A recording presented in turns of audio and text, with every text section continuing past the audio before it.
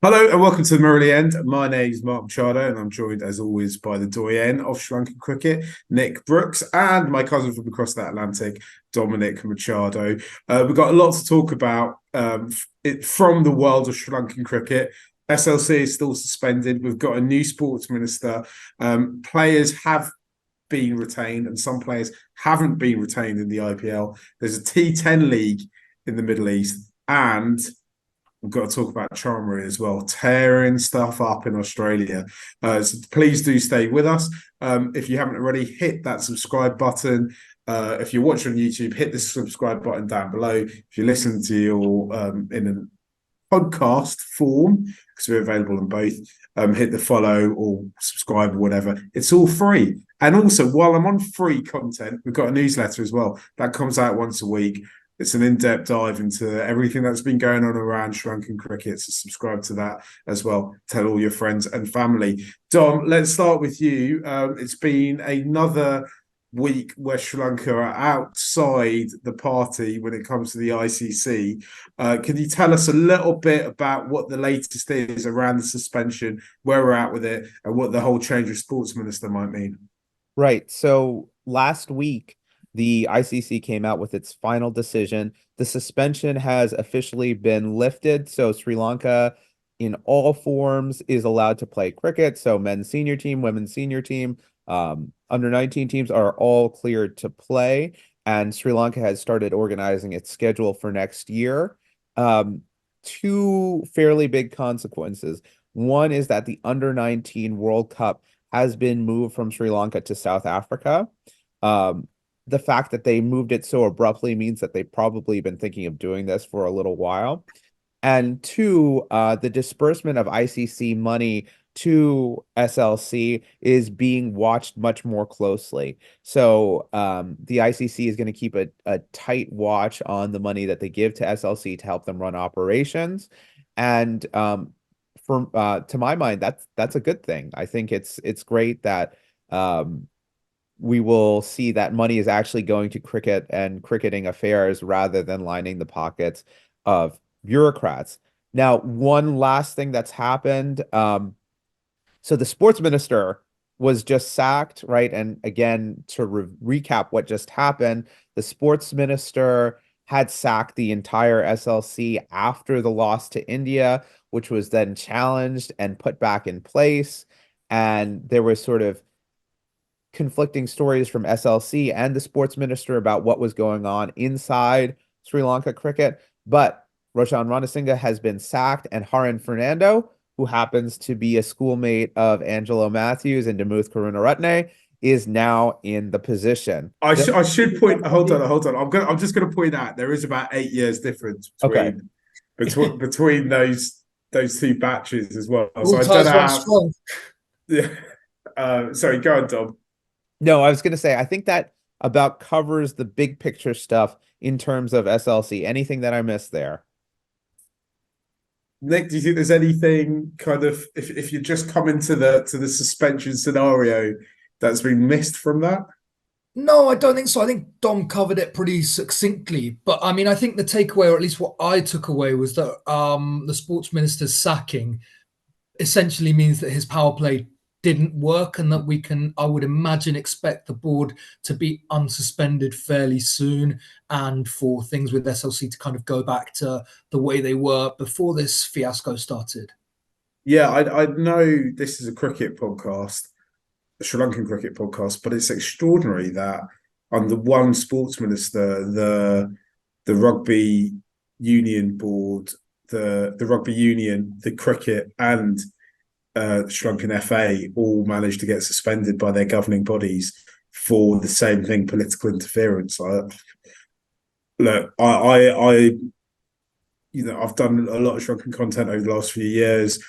I don't live in Sri Lanka, sadly. I don't want to get involved in Sri Lankan politics. It's very complex. It doesn't really involve me. If you want to ask me about British politics, I'll tell you about it.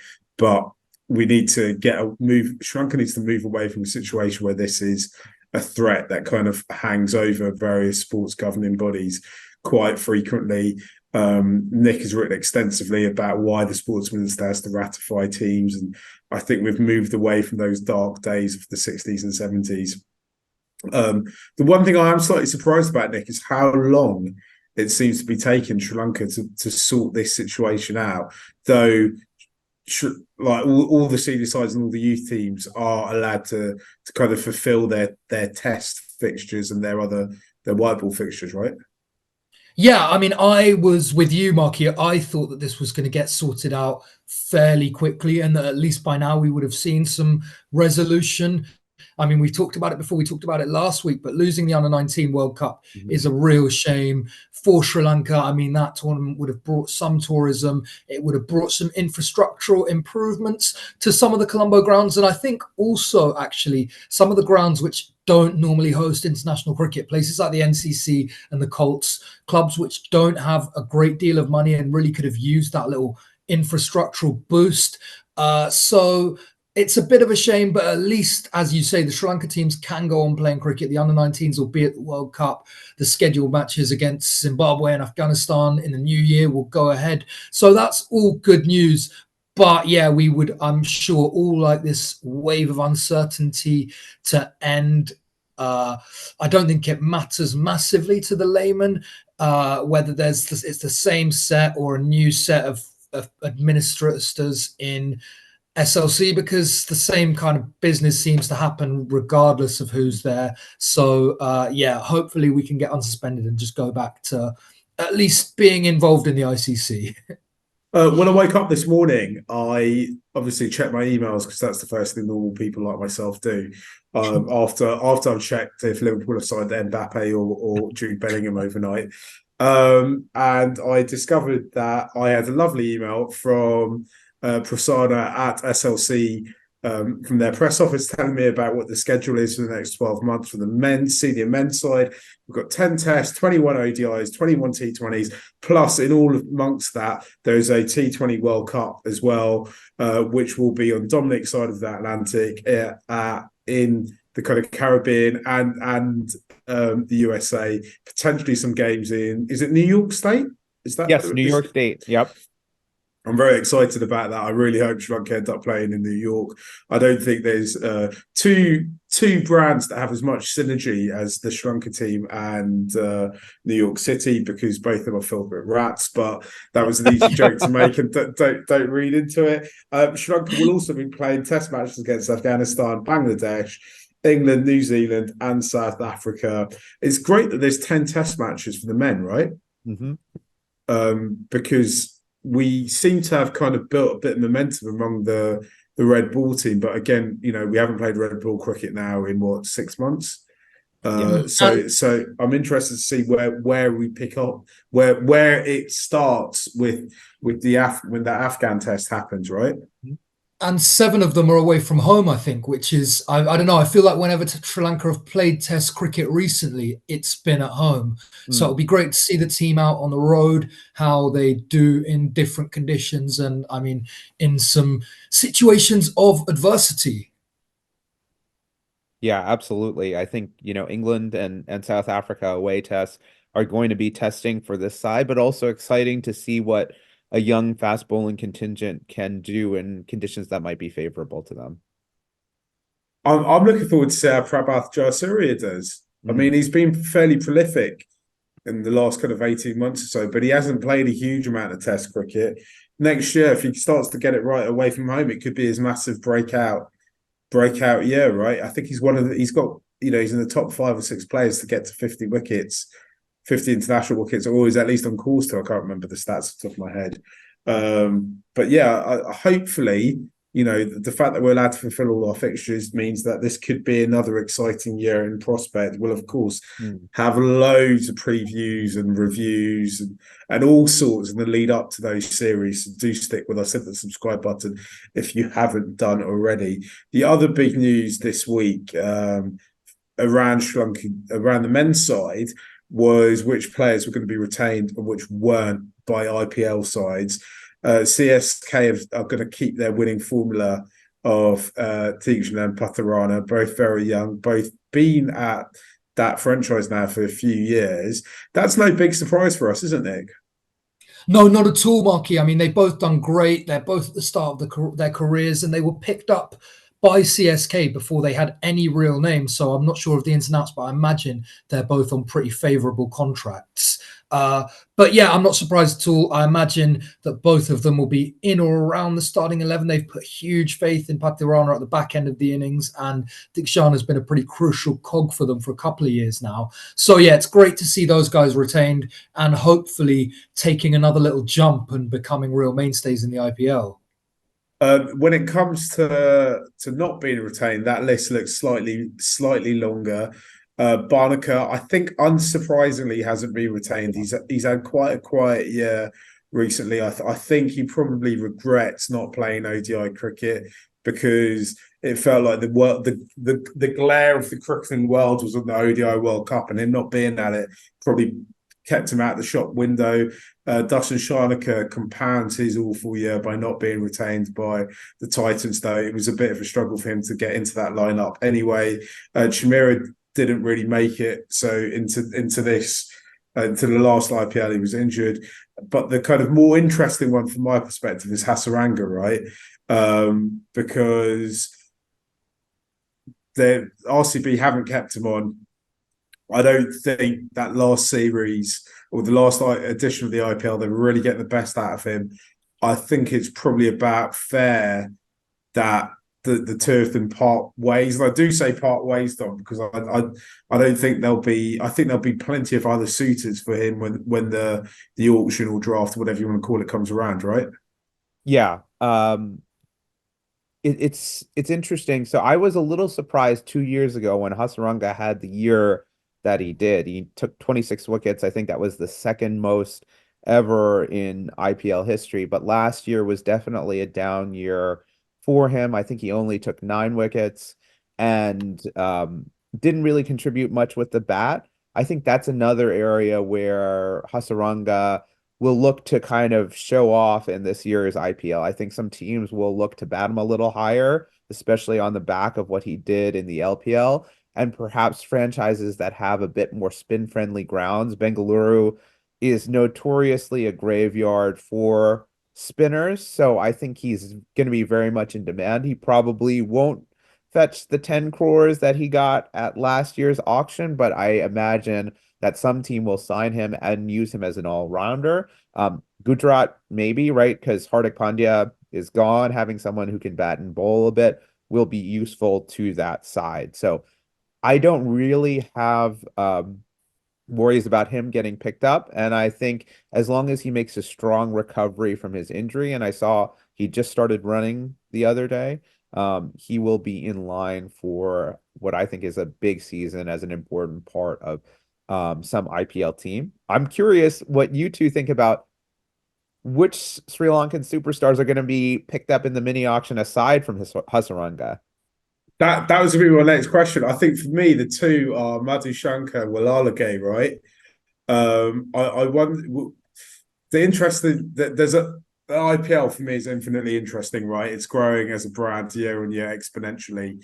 The Hardik Pandya transfer from GT to MI is quite interesting because I think it's the beginning. It's the transfer window is in its embryonic stage amongst these franchises, and that was the kind of starting pistol, wasn't it? And I wonder if Madhushanka, you think, can come in and do a job straight away. A player like Walalage, and I think there might be, Siobhan Daniels might be another player not made his debut yet for Sri Lanka, who franchises might think, let's try and bring them in early and groom them and take them under our control, which is kind of what we've seen CSK do with their two Sri Lankans. So I wonder if those two might be the ones that could potentially get picked up for not a huge amount of money, and being backed by the franchise and going, do you know what? We don't need these guys to start this season. We're looking at 3 or 4 seasons down the line with them. I wonder the only other player I think that somebody may take a punt on, and I think this is largely dependent on how the rest of the auction goes, would be Kusul Mendes. I think possibly. I don't know. Who do you think, Nick? Yeah, I think Madhushanka should definitely get a gig. The one kind of qualifying factor is that there are a fair amount of sort of high profile quicks who are going to be in this auction, the likes of Curtis, Stark, Cummins, Alzari Joseph, Lockie Ferguson got released, Tim Southey got released. So, I mean, if you look at all the areas, there's a fair few fast bowlers out there competing for not that many spots. But with Madhushanka, how well he did in the World Cup, the fact that he's a left armer, I would be surprised if he didn't get a contract, and a pretty good contract as well. We've also seen that IPL owners can be pretty reactive to like recent events or show that recency bias, especially if what's been going on in India. And I mean, he had a great World Cup. Because of that reason, in the 2 innings that Kusal Mendes played right at the start of that tournament, I wouldn't be totally shocked if a franchise picked him up fairly on the cheap. But again, there are some decent openers out there. I would imagine Travis Head's in line for a huge contract. Phil Salt, I thought, was unlucky to get released. Then you got your Harry Brook, your Alex Hales is knocking around. So, I mean, I think it's tough to make a convincing case for Kusal Mendes. I mean, I'm really interested to see what happens with the Hasaranga situation, because if you look around the leagues, most of the franchises have a frontline wrist spinner. And in often cases, it's an Indian frontline wrist spinner. You know, there's guys around the league like Bishnoi Chahal, Chakravarti, Rahul Chahar. So I don't see that many potential landing spots for Hasaranga. I think he's going to get a contract. But I think, I mean, I had a look around earlier, and I think Mumbai Sunrisers and a buyback from RCB look the likeliest to me. I wonder if RCB think that they might be able to get him back considerably cheaper than 10 crores, and that was what they were up to with releasing him, because I thought it was slightly harsh. He didn't have a great year last year, but he was outstanding in 2022. But I think there's definitely some Sri Lankan interest at this auction. Yeah, just to add, I think Madhushanka as a left armer, I think we saw what happened with Sam Curran last year on the back of a strong T20 World Cup. So I'd imagine he's going to fetch a lot of money. Yeah, the buyback possibility for RCB, I think, is strong for Hasaranga. I also think Mumbai is probably in play. That would be the other franchise.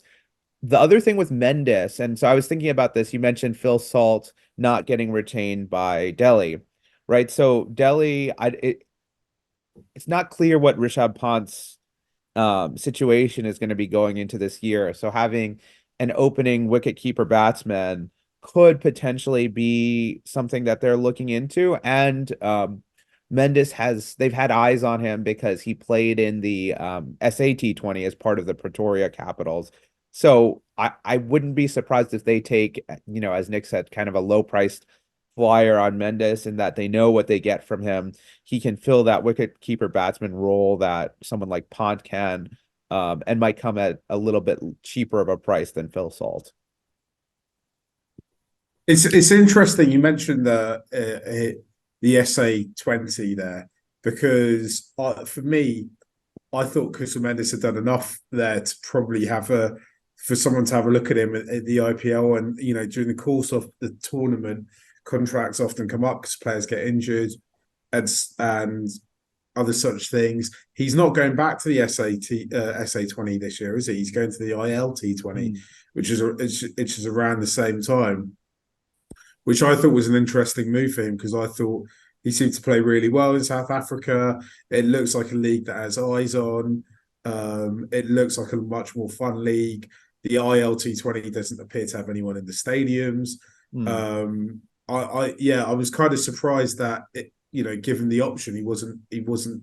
I assume the option was there, that he wasn't going back there. And I looked into it a little bit more, and it appears to me though that the ILT20 teams do a little bit more into the data digging. And I think when you look at the squad composition, almost all of them have 2 or 3 Sri Lankan players in them. Yeah. And I wonder if actually Sri Lankan players are kind of undervalued slightly in the metrics, and actually that might work in Kusal's favour going into the IPL auction this time around. Because I look at that Sri Lankan squad, you know, if we were going to pick a T20 11 right now, and you think most of those players are good enough to play in the IPL. The problem is there isn't the opportunity in terms of there's only a limited number of foreign players, and so therefore you have to have an exceptional skill like Hasaranga or like Madhushankar or like Patarana to be considered for it. Particularly when it comes to batting, right? Because India appears to produce no end of batters. So you mentioned someone like Travis Head there, Nick. I wonder if actually he might end up being outpriced for the league and miss out on his price, and therefore a lot of teams overlook him and doesn't end up with a contract. Yeah, it could well happen because, I mean, India have got an absolute load of opening batters to choose from. I think, for overseas batters in the league, if you're someone who can bat 5-6, play that finisher role, that's probably more valuable. It's hard as an overseas opening batter or an overseas spin bowler to get into the league. We've seen how Adil Rashid has struggled to cement himself in a side over the past few years, despite flourishing in international cricket. I mean, we haven't mentioned Chamari. I wonder if someone might take a punt on him, considering that during the World Cup, it seems like the first time in an absolute age we've seen him play back-to-back games. And even coming off, a fair bit of ring rust, he looked like he was straight back on it with his skills. So, I mean, if he could be picked up cheap with the kind of provision that if he gets injured, you don't have to pay him the full contract, that might be an attractive proposition for a franchise. Yeah, I think that's an interesting point. I'll add in Lahira Kumara falls into that boat as well as someone who can provide that out and out pace bowling that IPL looks for, right? So we've seen that Archer just got released from Mumbai. I wouldn't be surprised if Mahela is thinking, hey, can I get someone like Lahira Kumara to come and play 4 or 5 games on the cheap and not rely on him for a lion's share of overs, but to come in and be a difference maker in a few games.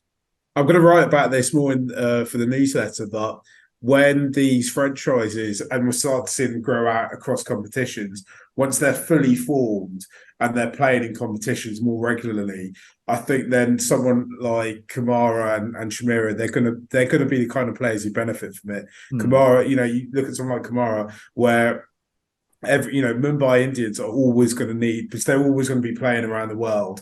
They're always going to need to have a fifth choice fast bowler or someone with the skill set Kamara's got in. And it might be a case of he's going to play this month in the whatever tournament appears before the IPL. And if he has a good tournament, then he ends up in the IPL squad. If not, he's ends up being a net bowler. But what really excites me as a Sri Lanka fan is because I think at that point, when they've got these large global squads of 50 or 60 players, I think then they get really top healthcare and the players get really well looked after. And then hopefully it should break this cycle of Sri Lankan fast bowlers being injured more often than not. It's in some ways quite depressing that that's what I think it's going to take. And I'm relying on cricket going ultra capitalist for it to happen. But again, as I mentioned at the top of the show, we don't talk politics here, we just reflect it. But yeah, that's what excites me about what the future of franchise cricket could bring to Sri Lanka, and to the game, to develop the game. I'm really excited, and I really hope as many Sri Lankan players get into the IPL as is possible. Shall we talk about the T10? Because a certain Angelo Matthews, who went to the same school as the sports minister Harun Fernando, got a hat trick in some game yesterday, Tom. Yeah. And he's captaining the Northern Warriors. He got a hat trick in the last over. I think they had to defend 19 or something like that, and he took a hat trick. And I think just to tell the viewers here, ILT the T10 league that people are playing in, the Abu Dhabi T10, there are 14 Sri Lankan cricketers who are playing in that. We've got Banaka, Kusal, Mendes, and Dasun Chanaka both played earlier today. They play for, I think, Oh geez, why am I forgetting it? The Bangla Tigers, which is kind of a strange thing to say. I think Mark Can would I just forever. say, I'm going to say it. I don't think it's appropriate after what's happened that any Sri Lankan player plays for a team called the Bangla anything. Yep. And we have Angelo Matthews, Kusal Pereira. We have Charth Asalanka, Chamaka Karunaratne, Lasis Kuspule, who plays for the New York Strikers. He hasn't gotten a game yet. Vinura Fernando, Mahesh Theekshana, Niroshan Dikwela, Avishka Fernando, Nuan Thushara, again, which speaks to the depth of Sri Lankan white ball bowling, and Dunith Welalage. So 14 players there. We'll be keeping an eye on what's going on. And the contributions we saw Angela Matthews taking a hat trick. Kusal Mendes had a quick fire 29 this morning. So just to get a sense of the form that Sri Lankan players are in and how they're starting to prepare for playing some big hitting T20 matches up in the next 6 to 12 months. So that's just something for you all to keep an eye on. And we've got a T10 tournament in Colombo soon, right? Or in Sri Lanka starting. It's the same people who run it. I think maybe it might be worth at some point us doing a deep dive into the finances of T10 cricket and some of the rumor and hearsay about it, because the word on the street is it ain't too good, but I'm sure that's not true. I'm sure it's just bad publicity. We'll try our best to bring you the truth. Before we wrap up, guys, should we have a quick word about? I mean, she's my favourite Sri Lankan cricketer at the moment, and now she's the women's BBL cricketer or player of the tournament, Chamari Attapati. She's just been unbelievable again, hasn't she, Nick? Oh, it's been, I mean, a real breakout season for her, hasn't it? I think that we all knew that she was capable of these kind of performances, but I'm not sure any of us, apart from you, Marky, who've been Chamari's biggest fan for a long time, expected her to have such an impactful influence. I mean, she's gotten the Thunder off to sort of fast starts in pretty much every match and has been bowling really handy overs. So I mean, it's great to see. I think it's a springboard for her to get more franchise gigs, and it also puts Sri Lanka in the shop window, right? I mean, we said it time and again during the England series in the summer how the team looked to have developed from being very much a one-woman team into a really powerful, potent force with loads of people making contributions. And so I hope we start to see some of those other names being talked about when in upcoming drafts. Yeah. I'll add in too. I think one thing that's interesting is it shows how important it is to stick with talented cricketers.